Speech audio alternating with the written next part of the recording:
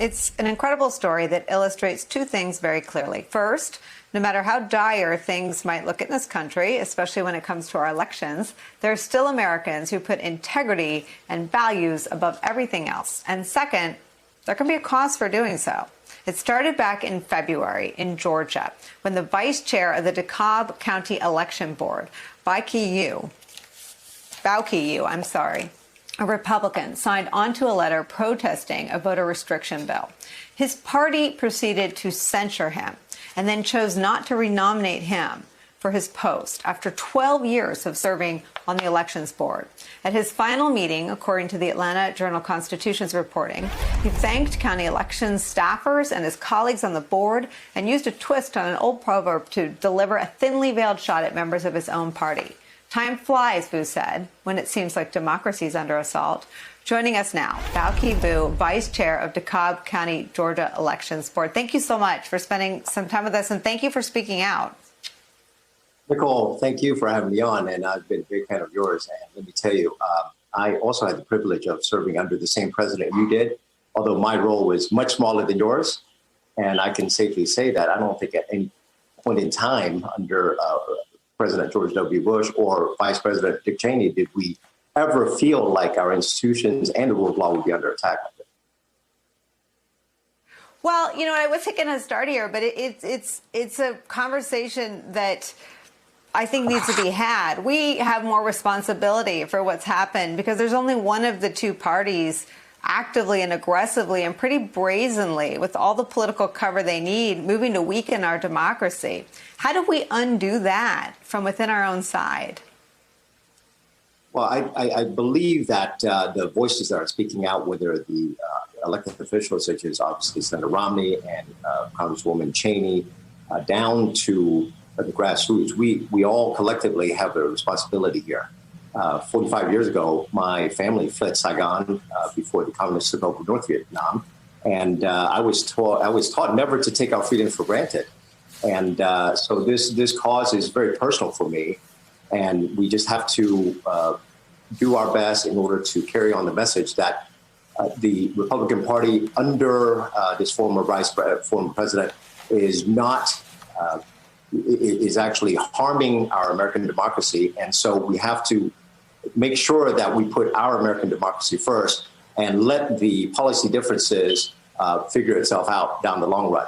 But right now, it is never did I think in my 50-odd years of being on this earth that I would be speaking out about democracy in this country.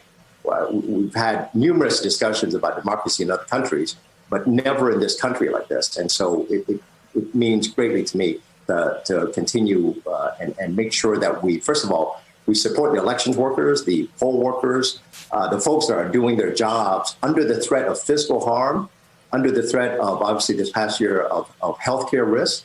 They went out, did their jobs, and, the folks in Georgia, like, obviously, Secretary Brad Raffensperger, Lieutenant Governor Jeff Duncan, and also Governor Brian Kemp, as well as the elections officials, they did their darndest in order to make sure that, we get back on the right track here. What is interesting is the fact that the so-called elections integrity legislation, it was all premised on a big lie, as many of your guests have repeated in the past. And in politics, to me, perception is reality. And so I basically did it because I thought it was extremely bad optics, but it was also harmful and it would undermine our democracy. Well, you're in a very, very small group because you're right. People like Liz Cheney and Mitt Romney have spoken out against the lie of voter fraud. There was none, as have Republicans like Brad Raffensperger and others. But the other half of the damage they've done to our democracy is to push through voter suppression laws. And I haven't heard Liz Cheney use her sizable bully pulpit to speak out against those laws. You have. Why? Well, again, I go back to my upbringing in Saigon, Vietnam. At a point in time when the U.S. was supporting the country of South Vietnam, democracy and the right to vote is a fundamental right, which, obviously when we came over here, we were afforded that as citizens. But I think more importantly, I think in this day and age, when you have so many bad actors throughout the globe trying to spread chaos, then we have to somehow give the people, our American people, the right to vote. They're the ultimate arbiters of this democracy. And so in my perspective, voter access and elections integrity, they're the foundational pillars of our democracy. And if you don't have that, then we are no different than Russia and China and Venezuela. Unfortunately, the rule of law is also important, and that is my biggest fear, is that the rule of law is breaking down this country, and without that, then we are at risk of devolving into chaos and anarchy.